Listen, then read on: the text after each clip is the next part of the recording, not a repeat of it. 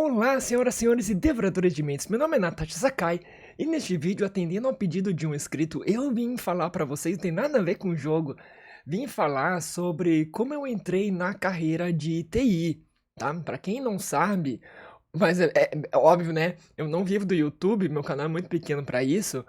Eu sou cientista de dados, eu estou trabalhando como cientista de dados há pouco mais de 2 anos. Fiz uma transição de carreira, eu era professora, isso mesmo, olha só, professora de matemática e de física. Eu sou matemática de formação e eu sou mestra em matemática pela Unesp de Bauru, um mestrado que, por sinal, foi extremamente difícil, onde eu aprendi matemática num nível assim que quando eu cheguei no final eu falei assim, putz, chega, passou do limite do saudável aqui, tá? Era extremamente complexo o negócio, pra ter uma noção, né? E, bom, eu pretendia fazer doutorado, mas aí eu saí da docência por motivos de força maior, né? Em resumo, um preconceito, porque eu sou uma mulher trans. Enfim, consegui migrar rapidamente para essa carreira. E como é que foi? Foi difícil? Olha, não leva tanto em consideração o que eu vou falar, porque eu preciso explicar a minha história, porque tive muita sorte, mas não apenas sorte aqui, tá? Bom, vamos lá. É o seguinte, há 3 anos atrás, foi quando eu me assumi, eu já prevendo que eu iria perder meu emprego porque eu dava aula em duas escolas católicas e particulares, né? E aí sabe como é que é? Não vou entrar, né, no mérito aqui, isso não é assunto desse vídeo, mas perdi o emprego. Meu filho tava com 4 meses, a minha esposa desempregada e eu que sustentava a casa. Puxa, fiquei desesperada, né? Aí eu já sabia que eu ia perder o emprego, era óbvio isso. Então eu prestei vestibular aqui onde eu moro, que é Ourinhos, no estado de São Paulo. Tem uma faculdade muito boa chamada FATEC. E ela cria muito profissional de tecnologia. E eu fui fazer um curso de jogos digitais pra aprender a fazer jogo. Afinal, vocês são gamers, vocês me entendem, né? Quem que não quer ganhar dinheiro, viver fazendo jogos? Aí eu fui lá fazer o curso. O problema é, o curso era de manhã. E beleza. Eu comecei a aprender C++ do zero, não sabia nada. Só que eu tinha uma base excelente em matemática. Acho que vocês não duvidam disso, né? E aí comecei a fazer lá uns joguinhos com uma programação no code que. Ah, é um esquema lá, tem um programa chamado Construct que você consegue fazer os jogos. E você até pega uma lógica programacional, mas você não programa realmente nada ali. E aí, acontece que eu tenho um amigo e ele tava me observando, né? Esse meu amigo, ele é físico, bacharel em física, formado pela USP. O cara, ele é fantástico, muito inteligente. E ele tem uma pós-graduação em ciência de dados. E ele trabalha nessa startup, uma empresa muito pequena, que trabalha com dados georreferenciados. A gente descobre comportamento de pessoas, onde as pessoas moram, onde elas estiveram. E a gente não sabe quem é, tudo anônimo, tá? Não se preocupem. E ele tinha uma assistente que não tava dando certo, porque o time técnico era ele e ela. Aí ele falou, ó, eu vou demitir a minha assistente, tô precisando de alguém aqui pra ser meu braço direito. Você não quer tentar um desafio? E nessa época ele tinha visto os meus joguinhos lá, ele viu que eu levava jeito pra programar. E aí eu já tinha largado o curso, eu tava fazendo ciência de dados. Eu tô no quinto de 6 semestres hoje. E aí beleza, só que eu precisava provar pra ele que eu tinha condições. Então, em que época que eu estava aqui na linha do tempo? Eu tava tipo, menos de um mês do curso de ciência de dados, e aí não era C++, era Python que a gente aprendia, e eu nem sabia que existia uma linguagem chamada Python. E aí que ele me mandou lá o desafio, eu tinha que analisar lá as pessoas que passaram no shopping para tentar descobrir quando que elas iam pro shopping, quanto tempo elas ficavam e tudo mais que eu quisesse fazer. O desafio era, faz o que você quiser com esses dados aqui. 3 arquivos CSV. E eu já tinha ouvido falar em arquivo CSV, mas eu nunca tinha trabalhado com, nunca tinha aberto. Abrindo Excel, apareceu um negócio bizarrão lá e eu me desesperei, né? Não sabia abrir um arquivo CSV. Aí, nossa, gente, foi uma loucura, né? Eu tinha, depois de 7 meses, eu tinha conseguido um emprego aqui uma farmácia. Ninguém me dá emprego, gente. Ó, é impressionante. Não é mimimi, não, mas ser uma mulher trans fecha portas pra vocês. O preconceito é muito grande. Às vezes a pessoa até fala, não, não tenho preconceito, mas vai espantar cliente, me desculpa. Aí no final, eu acho que é preconceito sim, mas eu não vou entrar nesse mérito, não cabe aqui. Mas eu trabalhava numa farmácia como auxiliar administrativo e eu tinha que cadastrar remédios o dia inteiro. Mas o meu chefe era um estúpido, homofóbico, transfóbico e ele começou a me maltratar. Acho que por ser quem eu era, não sei. Mas ele tratava todo mundo mal. E, cara, tava no escritório um dia e ele mandou comprar pão pra galera. E ele deu um pão pra cachorra dele comer. E a cachorra dele dentro do nosso escritório. Que ele não fica, né? Aí a cachorra comeu o pão, fez lá a sujeira de farelo dela no chão e ele mandou eu varrer. Pega a vassoura aqui e varre isso. Ah, eu varri e fui embora chorando pra casa. E eu fiquei uma semana assim, indo embora chorando, porque ele fazia eu pegar cafezinho pra ele, veio esse negócio aí. E outro dia ele entrou na sala e eu tava com as pernas cruzadas trabalhando, e ele reclamou que eu tava com as pernas cruzadas. Ai, gente, tem a dó, né? E ganhava R$ 2.000. Fiquei 3 semanas porque surgiu esse desafio, né? E como eu não sabia o que fazer com esse desafio, não sabia nem abrir o arquivo, eu cheguei pra minha esposa. Eu sou lésbica, por sinal, tá? Eu tenho uma esposa e um filho com ela. Filho biológico, eu fiz por vias normais. Enfim, é...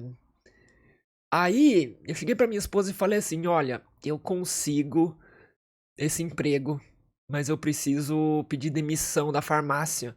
E se eu não pedir demissão, eu não vou conseguir o emprego. Eu tenho 2 semanas pra fazer esse desafio e vencer os candidatos. Eu dou conta. Eu sinto que o Paulo, que é o cara lá, meu amigo, ele quer que eu seja a pessoa, né? Aí a minha esposa ficou muito preocupada porque era a única fonte de renda que a gente tinha e o dinheiro do meu acerto tava já indo embora todos os meses. Ela falou assim: ah, tudo bem, pede demissão, mas se não der certo isso daí, no próximo ano você vai dar aula no estado. E eu não queria mais dar aula, eu encerrei minha carreira de professora porque eu fiquei traumatizada, gente, porque eu era excelente. Sério, eu era muito boa. Não é por causa do mestrado, não, mas porque os alunos realmente conseguiam aprender. Eu tinha recebido muito elogio de aluno e eles muitos ficaram muito frustrados quando me demitiram, que acharam muito injusto, e foi mesmo, porque não foi porque eu não tava legal lá, não, foi pura desculpa. Enfim, eu não queria entrar nesse mérito, né? Então, voltando, eu não queria dar aula, tava frustrada, enterrei o meu diploma de licenciatura em matemática, mas eu ainda tinha o lance de que eu sabia muita matemática. A minha lógica matemática tá num outro nível, sem querer me gabar, mas é porque eu estudei muito e eu levo jeito pra isso. Então, para eu aprender a programar e entender a lógica de programação, pra mim é muito mais fácil. Resumindo, eu pedi demissão e aí eu acordava no horário que eu ia trabalhar e eu ia estudar. E eu fiquei durante esses 15 dias, que na verdade foram 10, 8 horas por dia estudando aqui, fazendo busca. E aí que ser fluente em inglês me salvou. Não sei se eu sou fluente, eu falo muito bem, entendo muito bem, tá? E aí eu fui lá, Google e YouTube, assistindo vídeo, e eu precisava aprender a fazer uma análise de dados em 2 semanas. Só que eu não sabia abrir um arquivo CSV. Quem é da área da tecnologia ou conhece um pouquinho mais tem noção do que eu tô falando, né? E aí, então, ao final de 10 dias eu ia mandando lá pro meu amigo o que eu já tinha feito, e ele ia falando, poxa, isso aqui tá legal, isso aqui não, né? Gente, na hora que eu cheguei no 10º dia, ele falou: chega, pode parar, né? Aí beleza. Aí passou mais uns dias e ele falou assim: viu, vamos conversar aqui. Vou abrir um meet aqui, vamos conversar. Aí ele falou assim: e aí, você tá pronta pra pedir demissão? Que o Arkson, que é o CEO da empresa, aprovou, então a gente quer te contratar. Eu falei assim: demorou, né? posso começar amanhã. E eu já tinha pedido demissão há 2 semanas e ele não sabia, né? E nossa, que sorte, né? Sorte não, não foi sorte, foi empenho extremo numa situação que eu vi que eu precisava me empenhar ao extremo, estudar muito, porque o meu futuro, o meu sustento e da minha família dependiam daquilo. Aí comecei lá o emprego como cientista de dados júnior, mas era um júnior muito júnior. E eu não fazia muita coisa, a primeira semana ele só ficou me treinando, me ensinando os esquemas. E hoje, 2 anos depois, nossa, eu sei mexer com máquinas virtuais, AWS, Azure e Spark e nossa, alguns algoritmos de como é que chama aquele negócio lá? Machine Learning. E, putz, tá falhando a memória. Só que tem noção que hoje eu faço muita coisa na empresa. Inclusive, eu recebi um aumento depois de 3 meses, um aumento de 33%. E agora eu tô quase 2 anos sem aumento. Eu acho que eu vou merecer um. Eu preciso de um aumento agora. Eu tô merecendo, gente. O meu chefe tirou férias por 3 semanas, tá lá nos Estados Unidos curtindo, tá todo o trampo dele comigo e agora é hora de eu mostrar que eu realmente dou conta, que eu aprendi talvez aí deixar de ser júnior e eu nem terminei o curso ainda. Ou seja, quando eu terminar o curso eu vou ter praticamente 3 anos de experiência. Mas olha, eu vou falar por mim, eu só entrei porque eu tinha uma pessoa ali pra me indicar. Eu venci os candidatos, isso foi mérito meu. Só que se ele não tivesse com a vaga e me falasse da vaga, eu não ficaria sabendo. Porque eu tentei outros empregos, você está sempre querendo mais, né? E aí você vai pro LinkedIn e você deixa lá que você tá aberto a vagas e a pessoa vê que eu tô trabalhando numa empresa de tecnologia, que eu sou cientista de dados. As pessoas tentam me pescar. 3 pessoas já entraram em contato comigo e aí viram que não ia rolar, não era o perfil, e eu cheguei a fazer entrevista para uma outra empresa lá que eu me candidatei, e não rolou também. Então é muito difícil você entrar na área, porque para um cargo básico eles pedem um monte de coisa, e um monte de coisa que nem vai usar. Então esse é o grande problema. Então se você quer entrar nessa área, você quer migrar, gente, estuda bastante, faça cursos, tem cursos grátis por aí que dão certificado, você ficar de olho, você encontra. Coursera é um ótimo site que você encontra algumas coisas. Tem umas parcerias que o Santander faz de vez em quando. Participe de bootcamps, que são uns cursos relâmpagos que você vai tentar aprender um monte de coisa muito rápido. E a área de tecnologia ela é extremamente vasta, né? Eu tô num nicho da ciência de dados. Mas encontra o que você gosta e comece a estudar, faça contatos, adicione pessoas no LinkedIn para ser visto e poste coisas, crie um repositório no GitHub para você postar coisinhas que você aprendeu, que você sabe fazer, tipo, eu sei fazer aqui um modelo do Caminhos para separar os indivíduos, que é uma coisa que eu faço diariamente, né? Pô, posta lá no GitHub e faz uma postagem no LinkedIn. E aos pouquinhos as pessoas vão começar a te encontrar. Se for possível, faça uma graduação. Eu sei que tem gente que fala que, mas não precisa ter a graduação. Eu ainda acho que é importante. Quando a pessoa vê que eu faço ciência de dados na FATEC, é diferente de só falar que não tem uma graduação em ciência de dados. Quando eu tiver, vai ser melhor ainda, né? Então é isso, gente. Eu acho que eu contemplei tudo que poderia e mais um pouco. E. Não, continuando. Salários dizem que é bom. Tô esperando até hoje, mas eu sou júnior, né? O meu chefe deve ganhar bem, porque ele tirou férias e aqui tem esse problema. A gente é PJ e a gente não tem férias. Você pode tirar férias, só que você não ganha nada. Não tem 13º também. E se eles não te quiserem mais, pronto, encerrou, você tá na roça. Enfim, né? Esse é outro problema.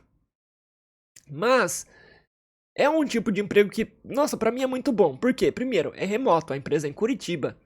Eu fui pra Curitiba uma vez e nem era pra isso. Encontrei com o pessoal da empresa porque eu já tava lá. Eu fui fazer a cirurgia das minhas cordas vocais, que deu uma afinadinha nas minhas vozes, na minha voz. E, poxa, home office é muito bom. A empresa que eu trabalho é muito pequena, ela não pode me dar um auxílio, então eu tenho que ter meu computador, tenho que ter minha internet, coisa e tal. Mas tem empresa que pagam um monte de coisa extra pra você, super legal.